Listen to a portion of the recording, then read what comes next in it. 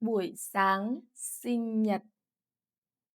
Hôm nay là sinh nhật của Mai. Cô ấy 25 tuổi.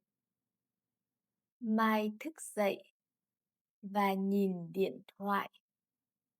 Không có tin nhắn nào, không có lời chúc nào. Cô ấy nghĩ mọi người đã quên ngày sinh nhật của mình. Mai đi làm, đồng nghiệp không nói gì, bạn bè không gọi điện. Buổi trưa, Mai ăn một mình ở một quán gần công ty. Cô ấy nhìn ra cửa sổ và thở dài. Đây là sinh nhật buồn nhất của cô ấy. 5 giờ chiều, Mai tan làm và đi về nhà. Cô ấy không muốn nấu ăn. Cô ấy không muốn xem tivi. Cô ấy chỉ muốn đi ngủ sớm. Mai mở cửa và bước vào nhà.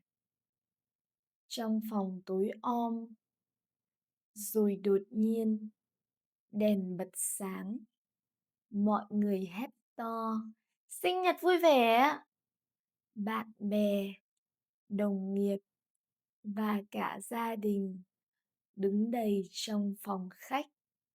Họ tặng cho Mai một chiếc bánh kem lớn, rất nhiều quà và hoa. Mai đứng im, mắt cô ấy đỏ lên.